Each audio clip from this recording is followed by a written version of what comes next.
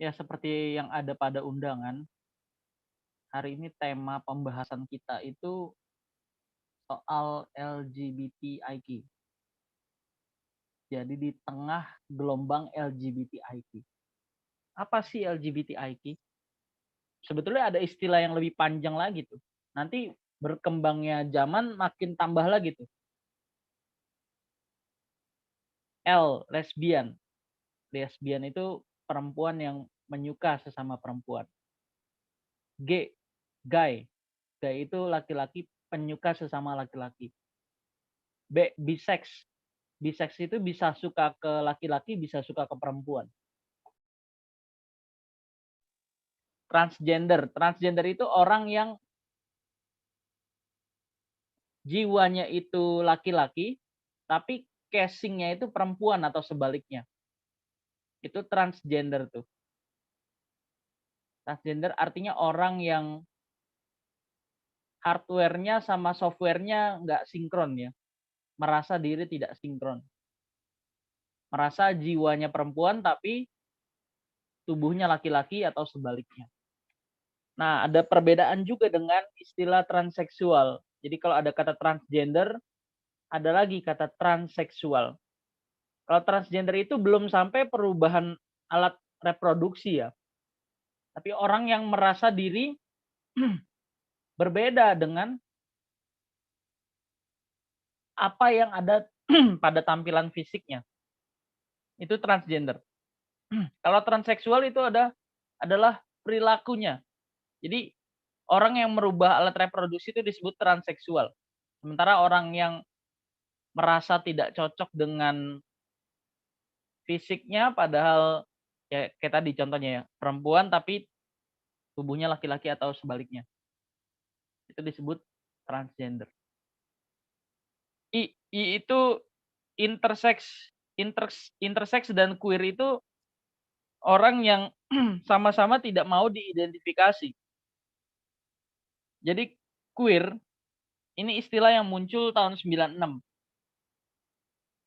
Queer itu artinya adalah para pengembara yang masih mempertanyakan identitas seksual atau disebut juga non-biner atau bisa juga disebut keanekaragaman seksual. Wah, laptopnya mati lagi. Bentar ya.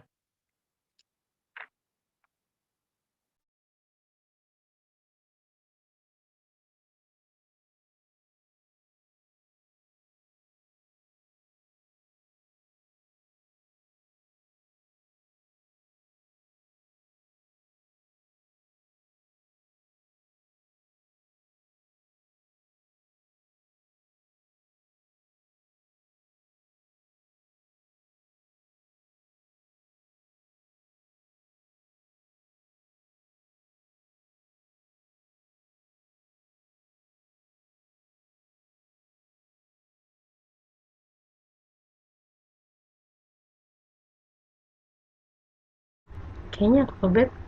Lanjut tanpa ini ya. Oh iya, oke. Oke. Nyalain Dari kameranya kok.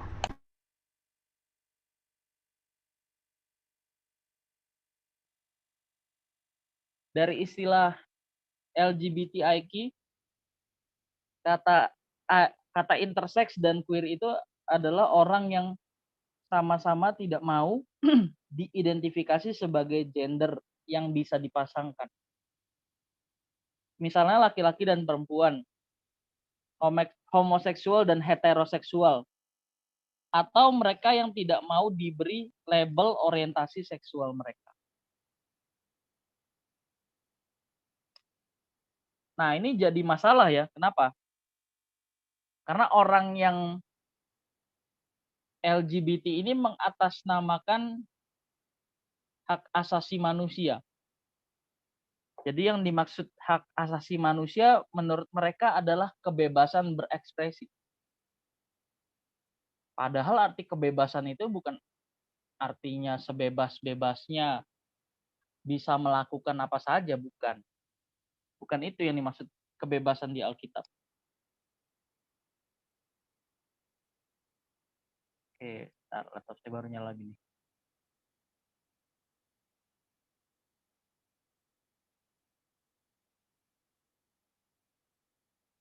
Jadi itu arti dari LGBTIQ.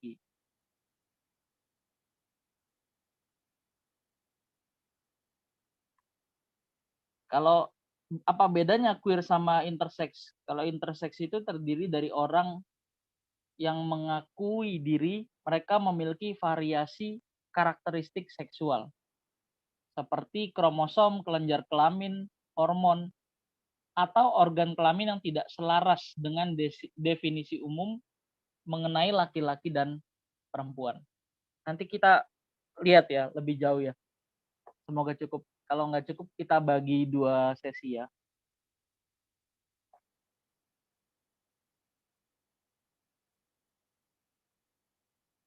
Bahkan ya, kalau teman-teman belajar psikologi ya, di psikologi itu ada namanya buku semacam ensiklopedia, dibilang anak psikologi itu kitab sucinya anak psikologi.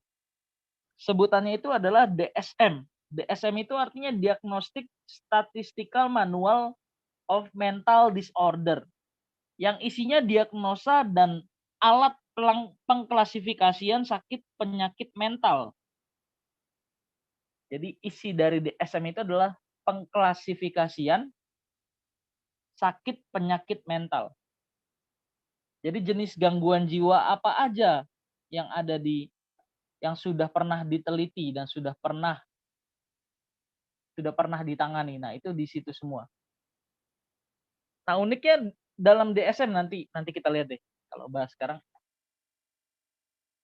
bisa aja sih, Mak, di makalah saya mau bahas ininya dulu, prinsip dasarnya. Jadi ketika Allah menciptakan langit dan bumi, daratan dan laut, tumbuhan dan binatang, serta manusia dan fungsinya di Taman Eden, Tuhan itu bilang, segala sesuatu yang diciptakannya sungguh amat baik. Kita buka deh, Kejadian 1 ayat 31.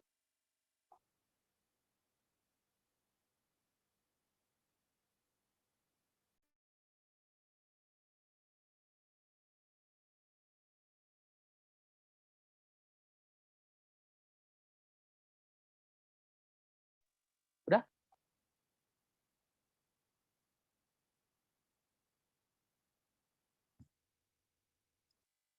Kejadian 1 ayat 31.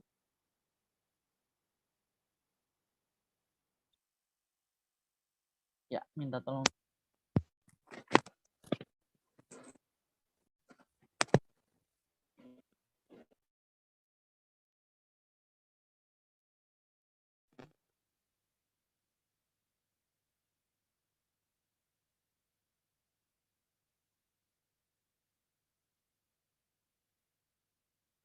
Ya, dibaca coba.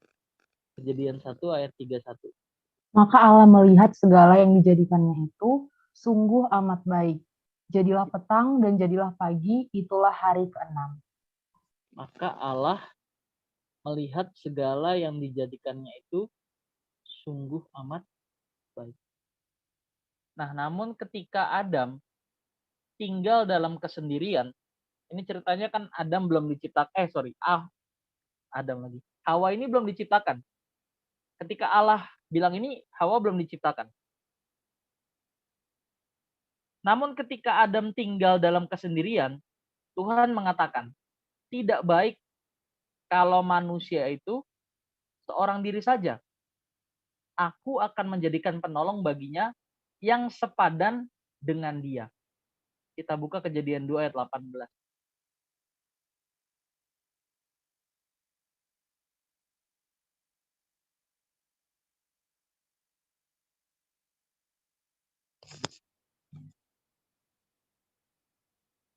Udah?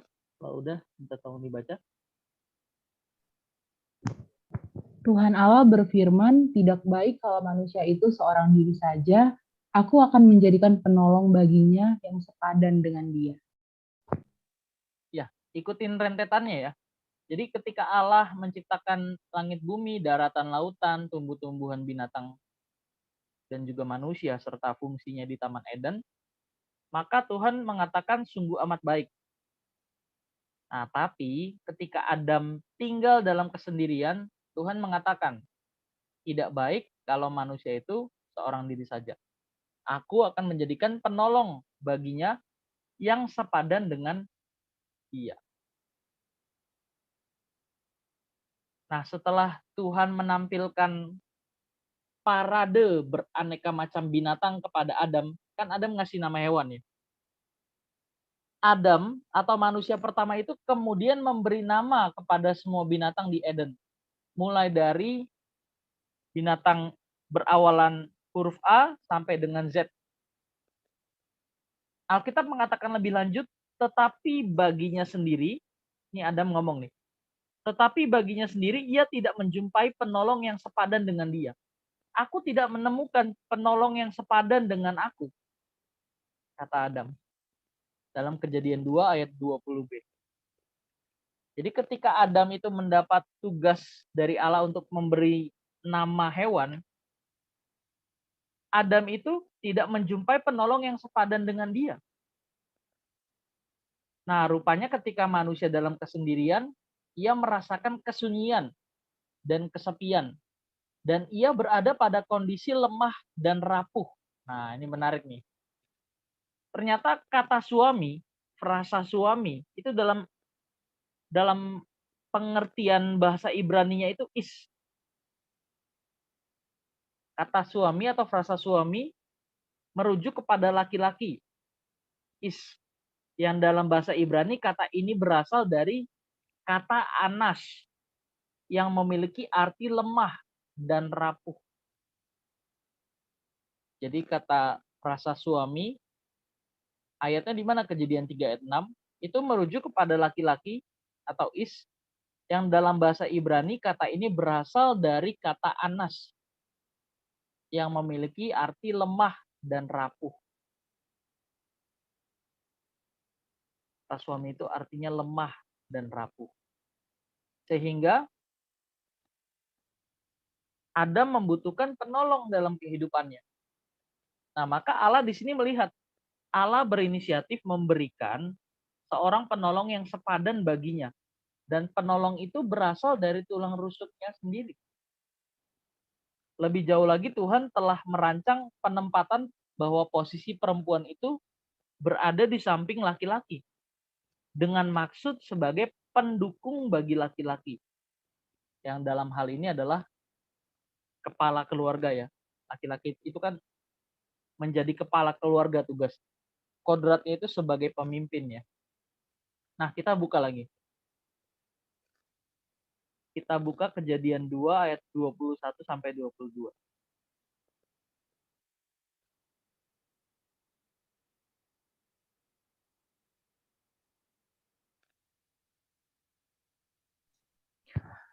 Lalu Tuhan Allah membuat manusia itu tidur nyenyak. Ketika ia tidur, Tuhan Allah mengambil salah satu rusuk daripadanya, lalu menutup tempat itu dengan daging.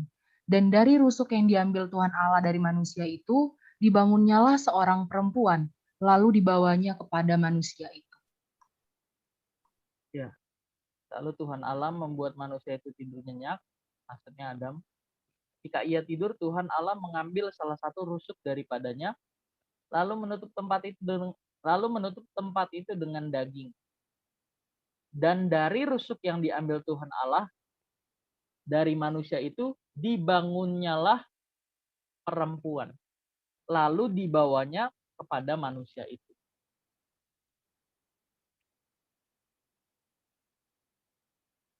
Jadi perempuan itu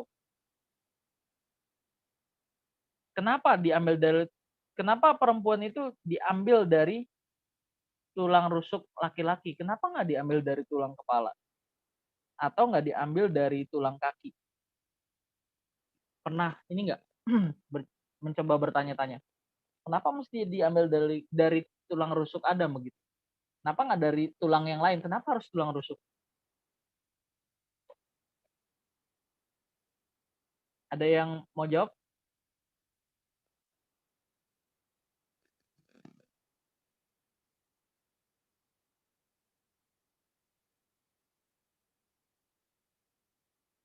Kenapa tuh kira-kira? Kenapa dari tulang rusuk ya? Tulang rusuk tuh di mana sih posisinya? Melambangkan kesetaraan antara laki-laki dan perempuan. Oke. Ada lagi?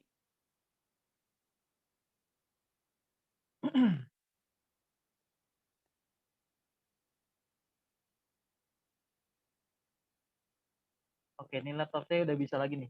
Boleh minta tolong akses share screen?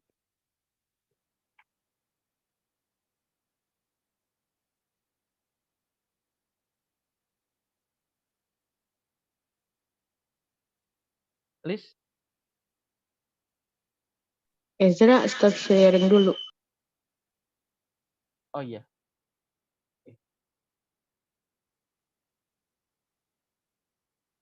Thank you Ezra sudah bantu share screen.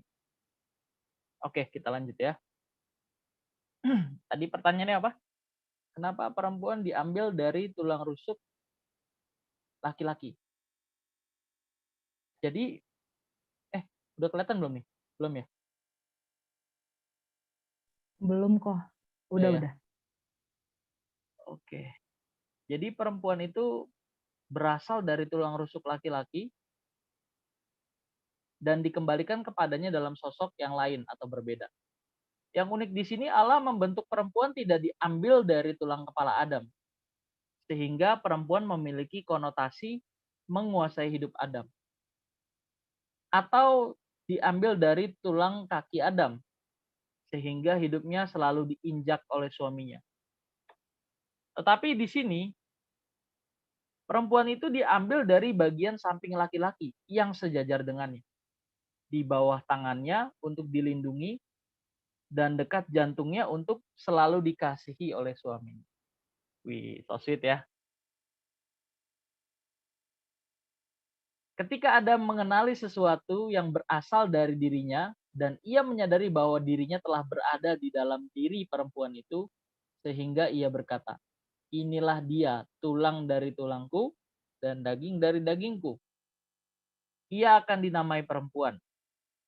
Dalam bahasa Ibrani, Isa. Kalau laki-laki tadi Is ya. Sebab ia diambil dari laki-laki. Dalam bahasa Ibrani, Is. Karena itu Paulus dalam Efesus pasal kelima mengatakan, jadi para suami haruslah mengasihi para istri mereka, dikarenakan istri mereka adalah tubuh mereka sendiri. Karena itu, hendaklah setiap orang harus mengasihi istrinya seperti dirinya sendiri. Nah, kita masuk ke fungsi istri sebagai penolong. Fungsi istri sebagai penolong. Nah, teman-teman nih, clue-nya ikutin rentetannya ya. Nanti teman-teman mulai ngerti ini pembahasan LGBT yang mana bagian apa begitu.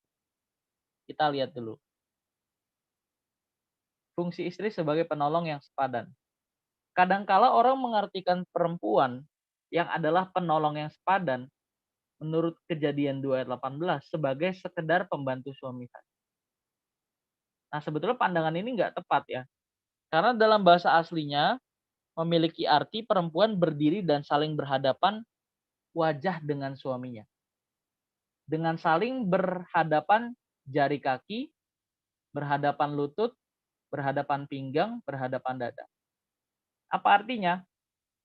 Hal ini berarti perempuan berdiri setara dengan suaminya untuk menjalankan fungsi sebagai penolong, penghibur, pelindung, penopang yang berdiri di samping suaminya dalam menjalankan perannya dan fungsinya sebagai kepala keluarga. Nah, nanti next kayaknya kita perlu bahas ya lanjutannya ya. Lanjutannya itu bahas tentang mandat berbudaya dan mandat prokreasi. Kenapa Allah menciptakan manusia itu ada dua jenisnya ya, Adam dan Hawa, laki-laki perempuan. Kenapa nggak cukup Adam saja, bukannya Adam itu punya kemampuan untuk memimpin begitu. Kan laki-laki itu kan kodratnya pemimpin ya. Tapi ternyata nggak bisa ya. Tadi di sebelumnya kita udah bahas Kalau Adam itu tidak menemukan penolong yang sepadan. Nah, maka di sini kita harus memahami kalau Tuhan itu tidak menciptakan, gimana ngomongnya ya? Manusia diciptakan bukan untuk berpasangan. Manusia diciptakan bukan untuk berpasangan. Tetapi dalam menggenapi rencana Allah, Allah menjadikan penolong bagi Adam. Tapi tujuannya bukan untuk berpasangan. Tujuannya untuk menggenapi rencana Allah lewat berpasangan. Bisa bedain nggak? Jadi tujuannya bukan berpasangan, tapi tujuannya untuk menggenapi rencana Allah lewat berpasangan. Terus gimana? Yang kayak Paulus yang nggak punya istri begitu. Ya meskipun ada juga yang bilang Paulus itu punya istri, tapi itu masih belum dapat dibuktikan ya. Atau yang paling jelas lah Tuhan Yesus waktu jadi manusia. Itu gimana Tuhan Yesus? Tuhan Yesus aja nggak punya pendamping, nggak punya pasangan. Itu gimana tuh? Nah Tuhan Yesus itu bukan berarti kalau nggak punya pasangan dia nggak punya penolong. Tetap Tuhan Yesus butuh penolong. Siapa penolongnya? Teman-teman komunitasnya. Memang muridnya Tuhan Yesus cowok doang kan? Enggak kan? Muridnya Tuhan Yesus cewek juga ada, tapi kenapa yang disorot cowok? Nah, ini kita udah tahu pasti jawabnya. Karena Yahudi itu kental budaya patriarki. Jadi kenapa yang disorot itu muridnya yang laki-laki? Nah, kita bisa pahami ya. Seandainya pun Tuhan Yesus turun dalam wujud perempuan, itu pasti akan lebih mendapat penolakan. Orang dalam wujud laki-laki aja mendapat penolakan begitu banyak, apalagi dalam wujud perempuan. Di mana Yahudi itu kental dengan penghargaan akan laki-laki, budaya patriarki. Ya, jadi gimana Tuhan Yesus nggak punya penolong? Punya, tapi bukan jadi pasangan ya. Teman di komunitas, penolong dalam komunitas. Nah, kenapa mesti berpasangan? Sehingga bisa menjalankan perannya dan fungsinya dengan baik. Menjalankan peran fungsinya sebagai kepala dan pencari nafkah bagi keluarganya dengan efektif. Nah, kalau nanti kita bahas di mandat prokreasi, sebenarnya tujuannya untuk mencetak keturunan ilahi nih. Pengkhotbah berkata, berdua lebih baik daripada seorang diri, karena mereka menerima upah yang baik dalam jerih payah mereka. Pengkhotbah 4 ayat 9. Tentunya bagi Adam, selain hidupnya semakin bermakna dikarenakan terdapat rekan pendamping, tentu pekerjaannya sebagai penjaga dan pengelola Taman Eden juga akan semakin efektif. Kenapa? Ada yang nolong. Fungsinya tadi apa?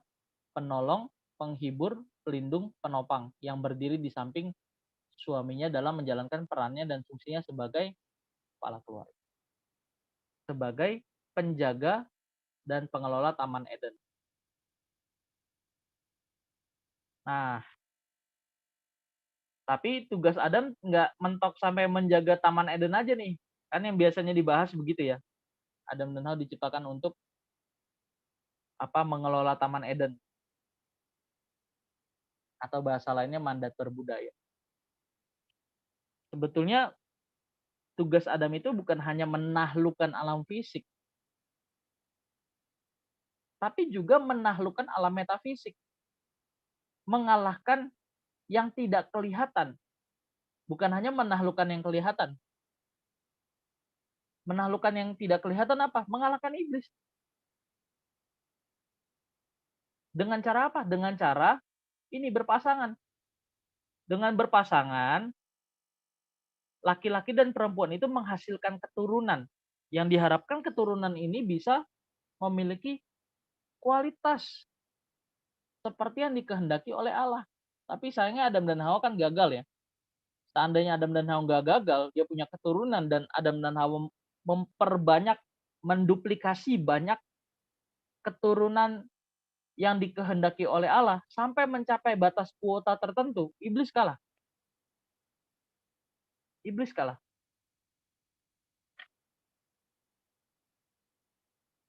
Nah, dari sini kita mulai lihat nih.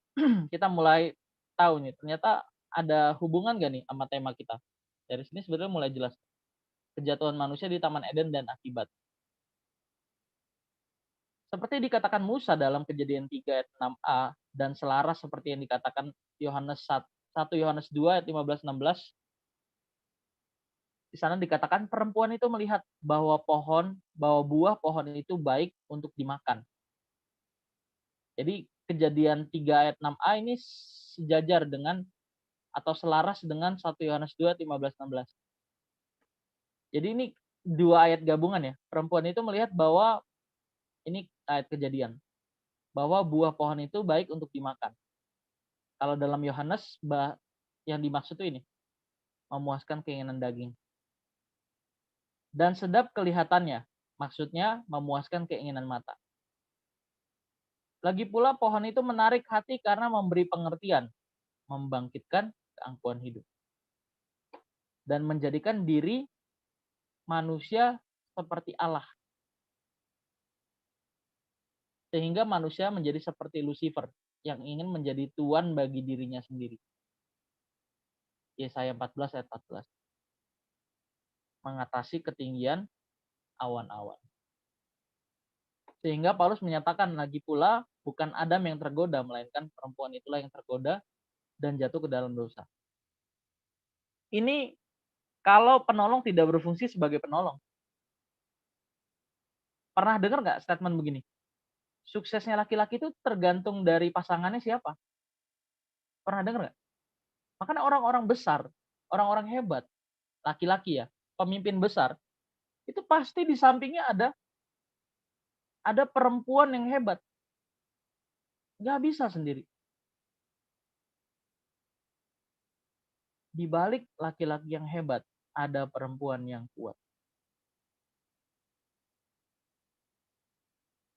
Nah, sekarang kalau kita pertanyakan, kalau sama-sama laki-laki gimana? Pemimpin sama-sama pemimpin begitu. Atau penolong sama-sama penolong. Gimana kira-kira? Bisa nggak tuh? Ini aktivis LGBT atau aktivis gender pasti marah nih kalau gini. Ya tetap aja mayoritas menolak LGBT ya. Meskipun ada sekitar, tunggu saya cek dulu datanya.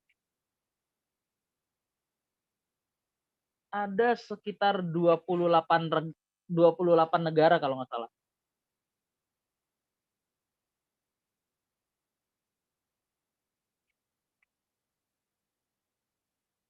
Iya benar. Menurut data tahun 2019 terdapat 28 negara yang telah mengakui pernikahan sesama jenis. 2019. Wah, ini ngeri sebetulnya.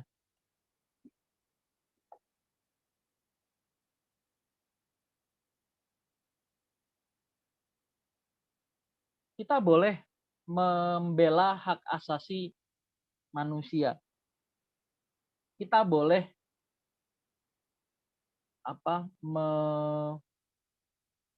menyuarakan ketidakadilan begitu. Boleh. Tapi di sini juga harus dilihat konteksnya. Nah, kita bilang apa? Ini statement yang penting nih. Kita tidak menolak orientasi seksual. Tapi kita menolak dengan keras perilaku menyimpang seksualnya. Jadi kalau ada yang bilang LGBT, gereja itu menolak LGBT, salah. Gereja tidak menolak LGBT. Tapi gereja menolak pernikahan sesama jenis. Sama seperti orang normal. Gereja itu menolak perzinahan. Tapi gereja tidak menolak orang berzina. Bisa bedain nggak nih? Gereja tidak pernah menolak orang yang LGBT. Tapi gereja menolak perilaku LGBT itu dibenarkan. Pernikahan sesama jenis, hubungan seksual sesama jenis, Jangankan sesama jenis, jangankan sesama jenis, berlawanan jenis saja kalau tidak dalam konteks pernikahan itu juga gereja menolak. Jadi jangan bilang, "Wah, gereja katanya membela orang-orang kecil, kaum-kaum marginal terpinggirkan." Nah, ini kan narasi mereka ya.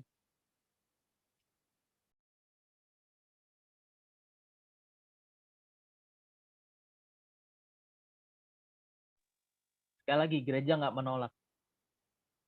Gereja tidak menolak LGBT. Tapi gereja tidak pernah membenarkan perilaku LGBT. Tuhan itu hanya menciptakan Adam dan Hawa. Hawa bahasa Inggrisnya apa? Eve ya. Adam and Eve, bukan Adam dan Steve gitu ya.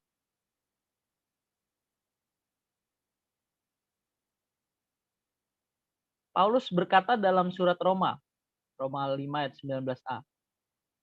Jadi sama seperti oleh ketidaktaatan satu orang, semua orang telah menjadi orang berdosa, sama juga karena satu orang, semua orang itu diselamatkan. Ini ayat lanjutannya bunyinya begitu. Jadi sama seperti oleh ketidaktaatan satu orang, semua orang telah menjadi orang berdosa. Siapa? Gara-gara Adam nih, kita semua ikut-ikutan kena nih. Akibatnya semua manusia berdosa harus menghadapi konsekuensi, yaitu satu, perempuan itu harus mengalami kesusahan pada waktu ia mengandung dan merasakan kesakitan pada waktu ia bersalin. Ini ayatnya, nanti bisa dibuka. 2, tanah menjadi terkutuk sehingga laki-laki dengan peran gendernya sebagai pencari nafkah dari tanah harus bermandi keringat, bersusah payah dalam mengerjakan tanah yang ditumbuhi dengan semak duri dan rumput. 3, oh ya ini sedikit tambah nih, yang dikutuk bukan manusianya ya, tapi tanahnya. 3, manusia yang tadinya telah diciptakan menurut gambar dan rupa Allah, dihembuskan nafas hidupnya untuk menikmati hubungan yang intim bersama Tuhan dan pasangannya untuk selamanya atau dalam keabadian, ini harus mengalami kematian jasmani. Maka Alkitab mencatat di dalam Kejadian 5 ayat 5, hidup Adam itu 930 tahun. Seandainya manusia nggak jatuh ke dalam dosa, apakah manusia itu akan hidup abadi? Iya. Kan sebelum Adam jatuh ke dalam dosa kan nggak ada tuh bilang Adam itu umurnya sampai berapa. Setelah jatuh baru dikasih tahun. Gila, 930 tahun nih. 70 tahun aja kalau orang, nggak usah 70 tahun, 40 tahun aja kalau hidupnya kebiasaannya banyak yang salah, pergaulannya salah, itu udah susah dirubah. Saya pernah ngomong juga begini, ini bukan bermaksud meremehkan anugerah atau kuasa Tuhan ya, tapi kita juga mesti mesti mesti objektif, mesti apa adanya juga. Orang yang bertobat di usia tua, saya rasa kemungkinan untuk sempurnanya itu hampir tidak ada. Boleh nggak sih saya ngomong kayak gini? Boleh nggak? Semakin orang tua, semakin banyak salahnya, semakin dia susah dirubah, semakin kecil baginya untuk bisa disempurnakan. Makanya selama kita masih muda nih, umur-umur sekarang nih, kita kejar kebenaran. Kita berjuang untuk sempurna.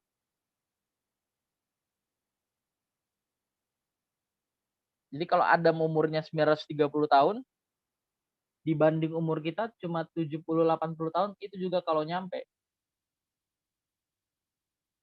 Tapi 70 tahun dibanding kekekalan itu nggak ada bandingannya ya. Nggak sebanding ya. Sangat jauh. Oke, kita lanjut. 4. Kematian jasmani terjadi sebagai akibat manusia mengalami kematian rohani. Tahu nggak kenapa umur manusia terbatas? Sebenarnya karena rohaninya mati dulu. Karena semua orang telah berbuat dosa dan kehilangan kemuliaan Allah. Rupanya itu, kualitasnya itu menjadi kurang. Atau yang disebut sebagai kematian rohani. Upah dosa adalah maut. Maut itu terpisah dari Allah. Manusia hidup terpisah dari Allah. Setelah manusia jatuh ke dalam dosa, ketika manusia mendengar bunyi langkah kaki Tuhan yang berjalan di taman itu, mereka menjadi takut dan menyembunyikan diri. Nih, Efesus 2 ayat 1. Paulus mengatakan tentang kondisi kematian rohani kepada jemaat Efesus. Ketika mereka belum mengalami karya penebusan Kristus dengan mengatakan, kamu dahulu sudah mati karena pelanggaran dan dosa-dosa. Oke, sekarang kita masuk ke kejatuhan manusia dan terjadinya penyimpangan seksual. Alkitab mencatat kejahatan penduduk kota Sodom itu begitu rupa, sehingga Tuhan datang ke bumi untuk menghakimi mereka. Namun sebelum hal itu dilakukan Tuhan telah menyatakan maksudnya lebih dulu kepada Abraham yang tengah duduk di pintu kemahnya di Mamre. Nanti teman-teman bisa baca di Kejadian ayat 18. Oh, ceritanya ya, Sodom Gomora ya. Ketika Tuhan mengutus 2 orang malaikatnya untuk melaksanakan eksekusi penghakiman atas kota Sodom dan Gomora, Lot itu menahan malaikat utusan Allah itu untuk singgah dan bermalam di rumah Lot. Akibatnya para laki-laki Sodom baik muda maupun tua datang berbondong-bondong mengepung rumah Lot dengan maksud untuk menggagahi.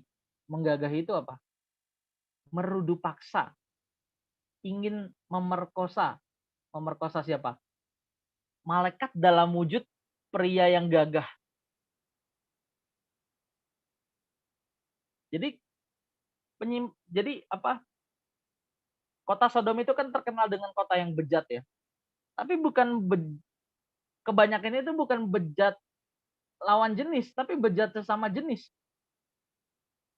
Bejat penyimpangan seksual sesama jenis. Penyimpangan seksual sesama jenis. Bejat sama aja ya. Bejat penyimpangan seksual. Nih. Laki-laki Sodom baik tua maupun muda berbondong-bondong datang mengepung rumah Lot dengan maksud untuk memerkosa ya, menggagahi kedua utusan Tuhan tersebut. Mereka berkata, di manakah orang-orang yang datang kepadamu malam ini? Bawalah mereka keluar kepada kami, supaya kami pakai mereka. Kata pakai di sini dalam bahasa Ibrani-nya yada, yang artinya mengenal, atau melakukan hubungan seksual dengan atau hubungan seksual seperti halnya pria wanita. Nah ini ngomong laki-laki ya, baik tua maupun muda.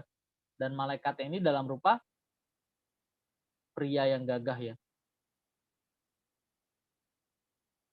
Malaikat aja mau diperkosa, kacau ya. Arti berbuat jahat di sini adalah melakukan perbuatan yang jahat di mata Tuhan sehingga dia mendatangkan penghakimannya. Hal ini merujuk pada perilaku dan budaya amoral yang dilakukan oleh laki-laki Sodom itu bertentangan dengan pola pernikahan di Eden yang bersifat heteroseksual. Heteroseksual itu apa sih?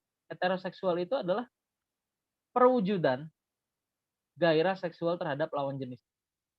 Laki-laki, perempuan, heteroseksual. Kondisi ini disebut sebagai seksualitas normal. Namun hal yang berbeda, perilaku budaya Sodom adalah seksualitas abnormal. Di mana budaya dan gaya hidup Sodom lebih mengarah pada gairah atau manifestasi. Manifestasi itu perwujudan. Atau perilaku seksual terhadap sesama jenis. Perilaku itu pada kemudian hari menjadi akar kata atau istilah Sodom. Sodomi. Sodomi itu dari kata Sodom ya.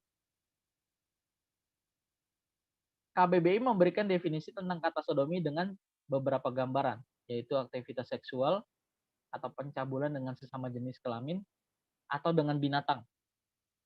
Aktivitas seksual bisa dilakukan secara oral atau anal. biasanya antar pria atau semburit. Semburit itu persetubuhan ya, antara sesama jenis. Perdebatan mengenai isu LGBTIQ telah lama terjadi, tetapi hingga kini tidak kunjung selesai. Bahkan terdapat tanda-tanda bahwa perilaku ini kian hari kian makin meluas dan semakin diterima oleh masyarakat global. Tadi, atas nama hak asasi manusia. Atas nama kemanusiaan. Atas nama kemanusiaan katanya. Atas nama hak asasi manusia. Atas nama kebebasan. Nah, kita lihat nih, secara medis perilaku homoseksual itu apa? Seorang tokoh medis, Andik Wijaya, menyebutkan homoseksual adalah orientasi seksual yang tidak normal, jelas. Terus itu gimana DSM yang menjadi acuan seluruh dunia mahasiswa psikolog, bahkan sampai praktisi. DSM tadi itu, alat pengklasifikasian penyakit mental atau gangguan jiwa. Kayak misal contohnya skizofrenik, bipolar, itu semua ada di situ, di DSM. Jadi skizofrenik itu jenisnya ada apa aja sih? Oh, ada skizofrenik katatonik, ada macam-macam. Itu semua ada di DSM. Tapi lucunya, LGBT yang tadinya ada di DSM, kalau teman-teman cek DSM 5, DSM terbaru tuh, nggak ada loh. Ini nggak termasuk gangguan jiwa, coba bayangkan. Gara-gara didesak oleh elit politik dan aktivis gay. Maka LGBT dihapus dari DSM, alat pengklasifikasian penyakit gangguan mental. Jadi kita mau percaya siapa lagi? Kalau ilmu pengetahuan itu tidak didasari oleh penelitian dan kaidah ilmu, tapi didasarkan oleh desakan atau politik, ya jelas orang Kristen mesti pegang Alkitab. Memegang Alkitab tapi bukan berarti kita mau menyingkirkan, kita nggak percaya sama sekali sama ilmu pengetahuan, yang nggak gitu juga. Tapi dari sini kita paling nggak belajar, oh ternyata dalam ilmu pengetahuan tuh bisa seperti ini ya. Ya bisa. Ini buktinya bisa. Lebih lanjut lagi, si Andik Wijaya ini menyebutkan, karena itu kita harus kembali pada pemahaman medis. Parameter medis apapun disebut normal, bila parameter tersebut fungsional atau berfungsi sebagaimana mestinya, dan tidak menyebabkan gangguan fungsional lain, baik pada waktu itu atau selanjutnya. Jadi secara medis klinis bahwa mekanisme aktivitas seksual sesama jenis kelamin ini merupakan suatu bentuk penyimpangan seksual yang tidak normal, tidak sehat dan membahayakan kesehatan organ reproduksi serta saluran pembuangan para pelaku. Sekarang secara teologis akibat penduduk Sodom hidup dalam penyimpangan seksual, Yudas mengatakan, sama seperti Sodom dan Gomora dan kota sekitarnya yang dengan cara yang sama melakukan percabulan atau mengejar kepuasan yang tidak wajar, telah menanggung siksaan api kekal sebagai peringatan kepada semua orang. Nah, ini ada penelitiannya. Ternyata kota Sodom dan Gomora itu diteliti dan itu memang ada kotanya. Saya tadi sempat baca penelitiannya ya. Bentar. Jadi sebagai bukti ini saya bacakan ya. Sebagai bukti penghakiman Allah atas perilaku sodomi, hari ini dunia menyajikan bukti sejarah yang tidak bisa disangkali lagi. Hadirnya situs Middle Gore di sebelah timur Laut Mati. Beberapa tahun yang lalu para arkeolog mengklaim binasanya kota Sodom dan Gomora sebagai akibat dihantam oleh asteroid yang meledak ribuan tahun yang lalu. Arkeolog Trinity Southwest University Stephen Collins dan peneliti biblical Philip Sylvia mengatakan temuan awal batu kristal dan penanggalan radiokarbon mineral yang tidak biasa di Yordania menunjukkan persis terjadi sekitar 3.700 tahun silam. Hal ini membuktikan bahwa ledakan besar dari meteor telah menghempaskan daratan luas sepanjang 25 km di tepi timur perairan Laut Mati yang sekarang disebut Middle Gore. Peristiwa itu adalah sebagai bentuk penghakiman Allah atas perilaku seks menyimpang bagi penduduk dua kota tersebut. Jadi secara sejarahnya pun ada pembuktiannya. Jadi kalau ada yang bilang Sodom dan Gomora itu mitos, ya terserah.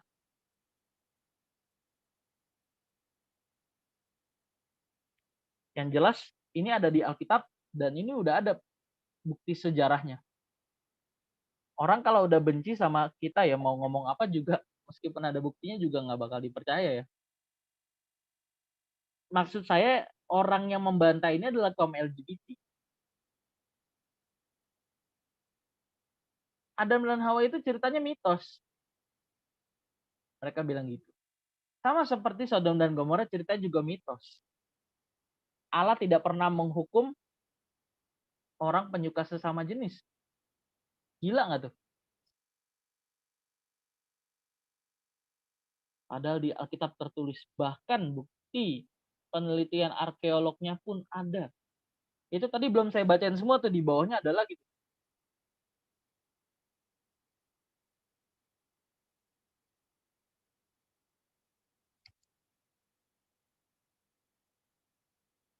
Menurut penelitian ya, orang tuh kenapa bisa LGBT? Ini kalau saya nggak salah ingat ya, nanti di next pertemuan part 2-nya saya akan buka datanya lagi deh. Tapi ini yang ada di ingatan saya. Orang tuh LGBT 73% itu karena lingkungan. Asli, lingkungan. Sementara 3-7% itu karena genetik. Maksudnya gini, kita bisa punya potensi itu 3-7%. Sorry. 3-7% itu potensi orang bisa mengalami LGBT. Kalau genetis itu kalau nggak salah sekitar 17% ya. 17%. Jadi 73% itu karena lingkungan. Sementara 3-7% kita punya potensi itu. Sementara tadi 17% karena faktor genetik. 73% karena lingkungan. Gila ya.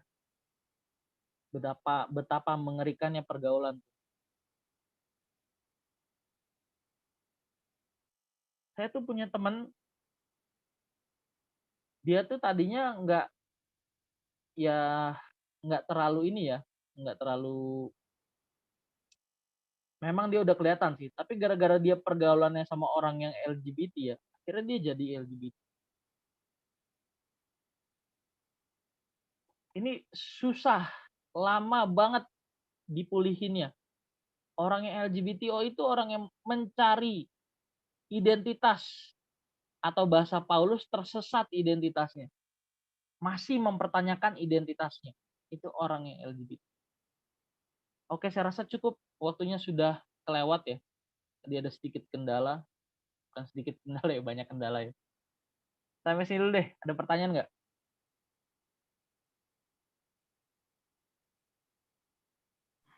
Aku mau nanya dong. Iya, silakan. Bet, tadi kan sempat dengerin yang, bentar. Kita tuh kan nggak ngebenci LGBT-nya ya, tapi ngebenci perilaku hubungan sesama jenisnya.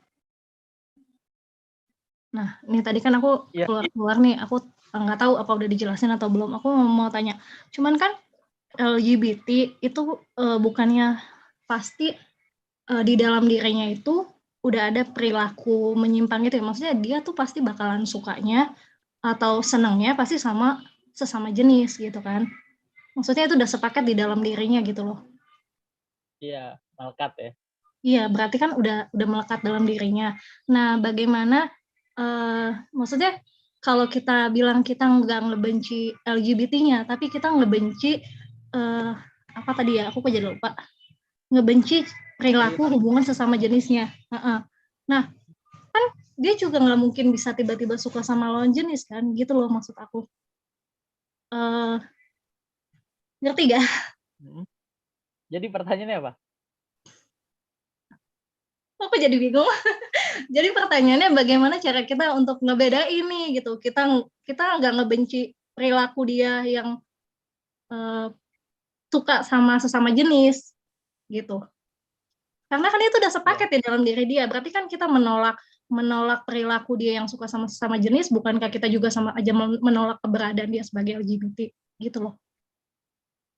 Ya, itu yang juga tadi saya kasih contoh. Kita ini pendosa. Apakah kalau kita pendosa berarti kita dijauhi begitu? Allah itu kan datang bukan untuk orang sehat, tapi untuk orang sakit. Bukan untuk orang benar, tapi untuk orang berdosa. Jadi sama aja sejajar dengan kita ini pendosa. Apakah kita nggak boleh bergaul dengan, apakah kita nggak boleh berteman dengan pendosa begitu? Apakah gini, kita punya teman dan kita sama-sama berdosa gitu. Apakah kita berarti nggak menerima dia sebagai teman kita karena dia pendosa? Enggak kan? Kita ini sama-sama berdosa. Cuman yang Allah tidak suka itu adalah sifat dosa di dalam diri kita. Nah, itu kan yang mesti dirubah. Sama kayak LGBT, kita nggak nolak pribadi dia. Saya punya teman tuh LGBT. Saya nggak tolak dia. Saya nggak ngejauhin dia. Saya tidak menghakimi dia. Menghakimi itu apa? Menghakimi itu menilai dengan cara yang salah. Saya kasih kesempatan dia untuk benar. Saya kasih kesempatan dia untuk bisa punya teman cerita. Tapi ketika dia berbuat sesuatu yang menyimpang, saya marah. Nah itu, saya nggak terima itunya, perilaku menyimpangnya itu. Tapi bukan berarti saya menjauhi dia karena orientasi seksualnya berbeda, bukan berarti begitu. Jadi dia cerita ke saya. Tadi dia habis melakukan itulah. Terus saya bete kan. Ya lu gimana kita bisa ngebantu lu bener kalau lu sendiri aja nggak mau berjuang bener. Kita marah teman-temannya. Nggak ada loh yang bisa nolong diri kita selain diri kita sendiri dengan bantuan Tuhan tentu. Yang bisa keluar dari lumpur itu ya dia sendiri. Kita marah, bener-bener marah. Gitu. Tapi kalau dia waktu itu saya cerita juga tapi jangan di sini deh. Ini live. Live-nya dimatiin ya. Saya baru cerita.